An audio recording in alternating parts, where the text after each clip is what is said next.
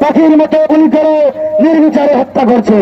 সক্রিয় জনগণ, আমরা জানি ভারতের উগ্রবাদী হিন্দুত্ববাদী সরকার, এই বিজেপি মোদীর সরকার বিনা উস্কানিতে দাঙ্গা দেয় এবং এই দাঙ্গার মাধ্যমে আমাদের শত মুসলমানদের হত্যা করে।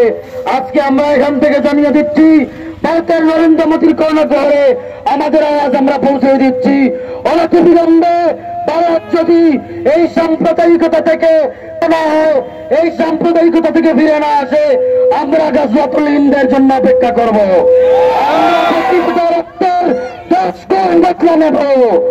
আমাদের এক ভাইয়ের প্রাণের বিনিময়ে শত প্রাচীরের রক্ত আমরা জড়াবো। আমরা শাহাদাতের তামান্না নিয়ে বাঁচি।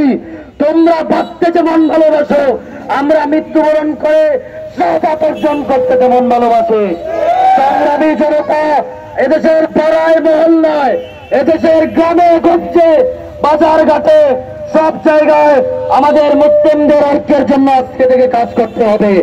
আমরা জানি আমাদের ভবিষ্যৎ মহাযুদ্ধ হবে এই হিন্দুত্ববাদী উগ্র ভারতের বিরুদ্ধে। আমরা আমাদের পরবর্তী প্রজন্মকে প্রস্তুত করছি, ভারত আবার মুসলমানদের পতাকা উড়বে, দিল্লির লাল কেল্লায় আবার কালেমার পতাকা উড়বে, দিল্লির কুতুব মিনারে আবার বাদশাহ আলমগীরের নিশান উড়বে।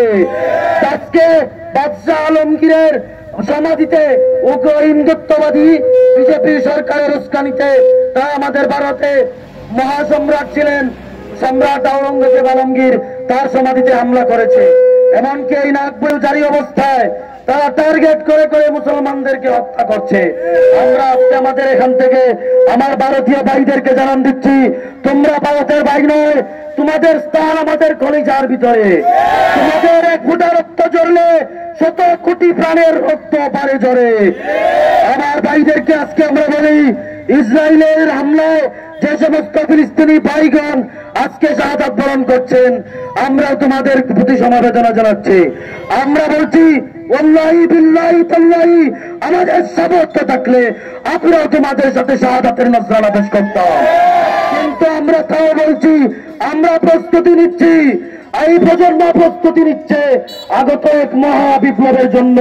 সেই বিপ্লবের পরে বাংলাদেশ হোক, তাম বিশ্বে মুসলমানদের অস্তিত্বের সামনে বক্তব্যের মাধ্যমে সংগ্রামী।